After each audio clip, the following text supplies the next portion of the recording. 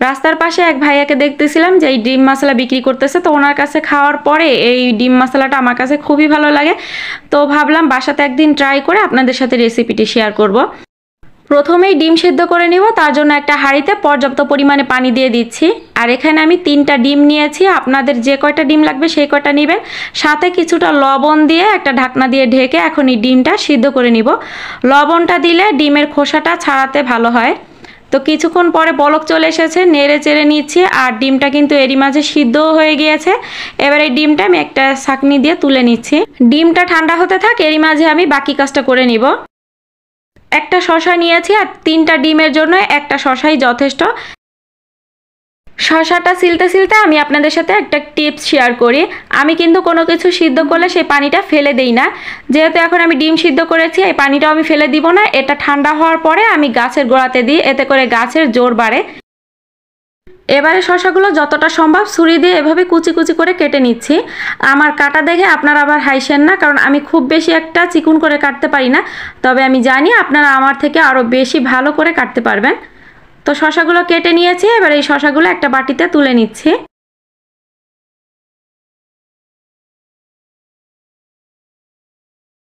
এবারে আমি কয়েকটা ধনিয়া পাতা নিয়েছি, আর এই ধনিয়া পাতাগুলো আমি টবে সব সময় লাগায় রাখি, কারণ এগুলো সারা বছরই আমি যখন খুশি তখন কিন্তু ব্যবহার করতে পারি। আর এই ধনিয়া পাতাগুলো সবসময় হাতের কাছেও পাওয়া যায়। এটাকে সম্ভবত বিলাতি ধনিয়া পাতা বলে, তবে আপনাদের কাছে আমাদের দেশীয় ধনিয়া পাতা থাকলে সেটাও ব্যবহার করতে পারবেন। তো ধনিয়া পাতাগুলো এবার আমি এরকম মিহি কুচি করে নিচ্ছি।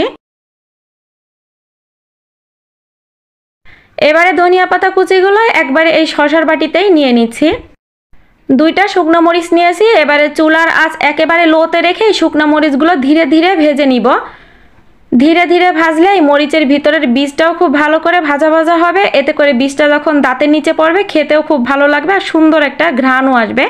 তো মরিচটা ভাজা হয়ে গিয়েছে, মরিচটা তুলে নিলাম। আর লাগতেছে তেঁতুলের আচার বা চাটনি। আপনাদের কাছে যদি ফ্রেশ তেঁতুলও থাকে সেটা দিয়ে আপনারা শুধু একটু পানিতে গুলিয়েও নিতে পারবেন। তো আমি এখানে একটা মরিচ নিয়েছি, আমার মনে হলো 2টা মরিচ নিলে ঝাল হয়ে যাবে। আর সামান্য বিট লবণ দিয়ে এই মরিচটা এবার একটু গুঁড়ো করে নিচ্ছি। তবে আপনারা যদি ঝালটা একটু বেশি পছন্দ করেন সেই ক্ষেত্রে মরিচটা কম বেশি অ্যাডজাস্ট করে নেবেন। তো এবারে এই সব কিছু একসাথে খুব ভালো করে মেখে নিচ্ছি। একটু কষলেই মেখে নিচ্ছি, তাতে করে শসাগুলো একটু নরম হয়ে আসবে। এবার এখানে 2 টেবিল চামচ টমেটো সস দিয়ে দিচ্ছি। ঘরে যদি বোতল সস না থাকে সেক্ষেত্রে আপনারা দোকান থেকে মিনি প্যাকও কিনে কিন্তু দিতে পারবেন। আমি তো মাঝে মধ্যে মিনি প্যাকও কিনে ব্যবহার করি। আর দিয়ে দিচ্ছি 1 টেবিল চামচ কাসুন্দি। যে তেঁতুলের চাটনির প্যাকেটটা দেখাইছিলাম না, সেই 2টা প্যাকেটের চাটনি এখানে আমি সম্পূর্ণ দিয়ে দিলাম। এবারে দিয়ে দিচ্ছি সামান্য কিছুটা গোলমরিচের গুঁড়া, তবে এটা অপশনাল, আপনারা না চাইলে স্কিপ করতে পারেন। আমার কাছে খেতে খুব ভালো লাগে, এজন্য আমি এটা অ্যাড করেছি। তো সব কিছু খুব ভালো করে একসাথে মিশিয়ে নিয়ে এবার এখানে দিয়ে দিচ্ছি 1 টুকরা লেবুর রস। লেবুর রসটা সম্পূর্ণ দেওয়ার পরে আবারও খুব ভালো করে মিশিয়ে নিচ্ছি। এবারে একটা করে ডিম নিয়ে একটা নাইফ দিয়ে ডিমের মাঝখানটা এভাবে একটু কেটে নিচ্ছি। আপনারা চাইলে কিন্তু ডিমটা পুরোপুরি ভাগ করে ফেলতে পারেন, তবে আমি মাঝখান থেকে কিছুটা করে কাটতেছি। তো আমার কিন্তু 2টা ডিম একটু বেশি করে কাটা হয়ে গিয়েছে, মানে একটু বেশি কেটে ফেলেছি। তো যাই হোক, কোনো ব্যাপার না, যেহেতু নিজেরাই খাবো এটা কোনো সমস্যা না। তো ডিমটা একটুখানি ফাঁক করে এর ভিতরে আমি যে মশলাটা শসাটা তৈরি করে রেখেছিলাম সেটা দিয়ে দিলাম।